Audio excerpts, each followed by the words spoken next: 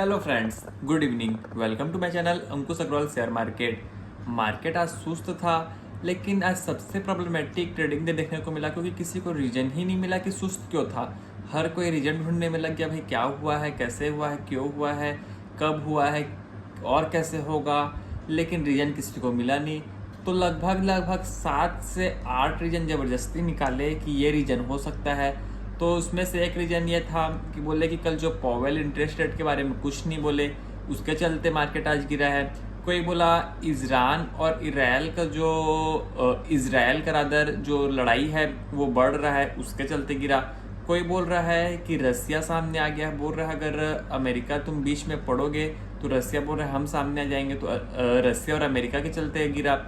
कोई बोलता है कि आज 19 जून हो गया है, मतलब 15 दिन पहले का पार हो चुका है मंथ का, तो अब इधर का जो 15 दिन रहेगा वो सुस्त रहेगा क्योंकि जो सैलरी का इन्फ्लो रहता है, जो नौकरी वालों का इन्फ्लो रहता है, पैसा को अभी स्टॉक मार्केट में आ रहा नहीं क्योंकि लोगों का पैसा खत्म हो गया है। तो कई सारे रीजन निकल के आए, लेकिन देखना ये पड़ेगा कि रीजन से हम लोग को करना क्या है। अल्टीमेटली तो मार्केट आज गिर गया, लेकिन अगर कल का ट्रेडिंग डे का सेटअप को समझें तो सेटअप हम लोग को लोकल ही लेना पड़ेगा क्योंकि डाउ आज क्लोज है, अमेरिका के मार्केट आज बंद है। तो देखते हैं क्या होता है, लेकिन रीजन कई प्रकार के निकल के आएंगे, कई कुछ हो पाएगा। लेकिन अगर ब्रॉडली समझें तो कल पॉवेल का स्टेटमेंट के बाद तो ये लग रहा है कि 3 महीना के लिए अब जो इंटरेस्ट रेट कट का जो इन्वायरमेंट वो डिफर हो गया। क्योंकि जो अगर पूरा वर्ल्ड का अगर बादशाह, अगर पूरा फेड अगर इंटरेस्ट रेट कट नहीं करेगा तो वर्ल्ड इंटरेस्ट रेट करेगा तो करेगा, लेकिन कोई फर्क नहीं पड़ेगा। अमेरिका के ऊपर फर्क पड़ता है इंटरेस्ट रेट करता है कि नहीं। लेकिन अमेरिका का पॉलिटिक्स भी बहुत मज़ेदार हो रहा है, वहाँ के जो स्टेटमेंट है बहुत मज़ेदार हो रहा है और मेरे को बहुत हंसी टाइप की आती है। अब ट्रम्प बोल रहे हैं कि पॉवेल एकदम स्टूपिड है, तो ये सब अच्छा नहीं लगता सुनने में। क्योंकि अगर यहाँ पर आके कोई पॉलिटिशियन बोलेगा आरबीआई के गवर्नर को कि तुम स्टूपिड हो, तो वो सब एक एथिकल नहीं है और एक थोड़ा सा एलिट नहीं लगता है सुनने में। लेकिन देखना पड़ेगा वहाँ क्या होता है। वहाँ पर जो मन में आता है, जैसा मन में आता है बोल देते हैं लोग। तो ट्रम्प बोल रहे हैं पॉवेल को कि तुम स्टूपिड हो। अगर मैं फेड का चेयरमैन रहता तो सब चीज़ सुधार देता, सही कर देता, ठीक कर देता, बढ़िया कर देता, पिक्चर परफेक्ट कर देता।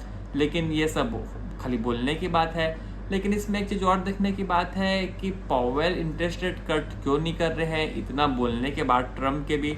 तो जो मेरे को लगता है जो पॉवेल हैं वो पूरा बुकीज वाले हैं, जैसा बुक में लिखा है वैसा फॉलो कर रहे हैं। तो प्रॉब्लम क्या होती है कि अगर मान के चलो कि अगर ज़रूरत भी है इंटरेस्ट रेट कट की वहाँ अमेरिका में, तो अगर इंटरेस्ट रेट कट अमेरिका में वो कर देते हैं और ईरान इजराइल का वॉर बढ़ जाता है, उससे अगर फिर इन्फ्लेशन आ जाता है और नेक्स्ट क्वार्टर में फिर इन लोग इंटरेस्ट रेट अप कर देते हैं, तो अमेरिका की हंसी हो जाएगी। क्योंकि ग्लोबली सबसे स्ट्रांग माना जाता है फेड को बैंकिंग में। तो जब अगर फेड ऊपर नीचे करेगा बार बार तो अच्छा नहीं जाएगा पूरा ग्लोबल मार्केट के लिए।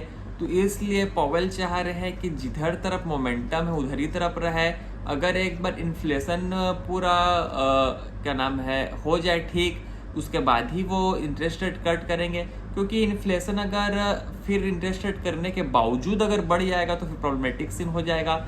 लेकिन एक न्यूज देखें अपन तो स्विट्जरलैंड में वहाँ पर इंटरेस्ट रेट 0% हो गया है और बोलते हैं कि धीरे धीरे जाके आगे नेगेटिव इंटरेस्ट रेट हो जाएगा। इसका मतलब ये है कि आप इंटरेस्ट रेट नेगेटिव होने से ये है कि आप बैंक में पैसा भी रखोगे और पता चल रहा है पैसा लेने आप गए तो आपका 3 बार गिन लिए, 4 बार गिन लिए, 5 बार गिन लिए पैसा को, लेकिन कम हो रहा है। तो कम तो होगा ही, क्योंकि उल्टा वहाँ पर आपको पैसा देना पड़ेगा अपने बैंक में पैसा रखने के लिए।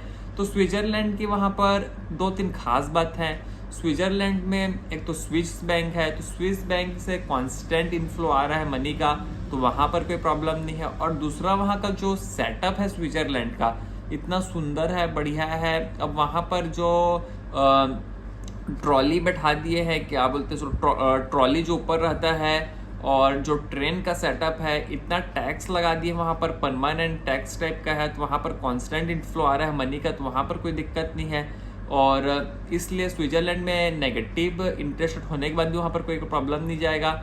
लेकिन यहाँ पर बात करेंगे अमेरिका की, तो अमेरिका अगर पॉज मोड में है और अगर इंडिया जो पहले ही बात किया अगर फिर अगले क्वार्टर में इंटरेस्ट रेट कट करेगा तो प्रॉब्लम होगा, क्योंकि रुपी फॉल करेगा वो तो कंफर्म है। लेकिन एक बात और निकल के आते हैं, स्टॉक पैसिफिक बात करते हैं तो इंडसइंड बैंक के न्यूज निकल के आई कि जो लास्ट क्वार्टर था, लास्ट क्वार्टर में जो FII है वो 4.7% अपने स्टेक बढ़ा दिए हैं। तो वही बात है, you can not buy today's price at yesterday's stock. तो वही बात है कि आप कल के स्टॉक को आज नहीं ले सकते हो कल के प्राइस में, क्योंकि आज तो वो फायदा में दिख रहा है कि लेना चाहिए, लेकिन कल प्राइस डाउन था, लेकिन आज आपको उसका प्राइस देना पड़ेगा। तो FII वाले दिमाग लगाए, क्योंकि जब 650 का रेट था उस समय इसका 0.8 टाइम्स प्राइस टू बुक था। तो ये लोग सोचे भाई ये तो बुक प्राइस टू बुक अच्छा मिल रहा है, कंपनी भी अच्छा है, कुछ हल्का फुल्का प्रॉब्लम है जो कि होते रहता है तो ले लेते हैं करके। तो लोग 650 में लिए हैं और आज देख लो रेट कहाँ पहुँच गया है। तो कोई ऐसा नहीं होता है कि शेयर कोई फ्री में जाएगा कि फालतू हो जाएगा। अगर मीनिंगफुल गिर जाता है और अगर इंटरनल कंपनी के सही है तो कंपनी को उस समय लेना चाहिए। FII वाले वही किए, 4.7% ले लिए और आगे चल के बोलते हैं कि लोग और स्टेक अपना बढ़ाएंगे।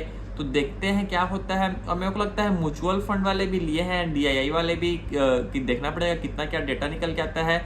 लेकिन इसमें फंस गए रिटेल वाले, क्योंकि रिटेल वाले बोले क्या हो गया ना क्या हो गया, 650 के अप्रॉक्स पूरा शेयर को लगभग बेचे हैं और पूरा जो बड़े प्लेयर उन लोग फायदा उठा लिए हैं। लेकिन यही सब होता है। मेरे को लगता है कि माइंड को स्ट्रॉन्ग करके अभी शेयर लेना चाहिए, और जो शेयर अच्छा लग रहा है उसको तो लेना ही चाहिए, जो गंदा लग रहा है उसको छोड़ भी सकते हैं, अच्छा लग रहा है उसको लेना चाहिए। क्योंकि एक पॉइंट के बाद गिरना बंद हो जाता है, क्योंकि सेम गलती के लिए किसी भी शेयर को कितना गिरेगा, सेम न्यूज़ के लिए कितना गिरेगा। लेकिन देखते हैं क्या होता है। कल को तो मार्केट को तो हम लोग को अपने हिसाब से करना पड़ेगा, क्योंकि डाउ जोन्स आज बंद है। डाउ फ्यूचर्स जरूर देखना पड़ेगा क्या इंडिकेट करता है। 40 मिनट के लिए यहीं तक रखते हैं, आपसे कल फिर मुलाकात होगी, तब तक के लिए थैंक यू।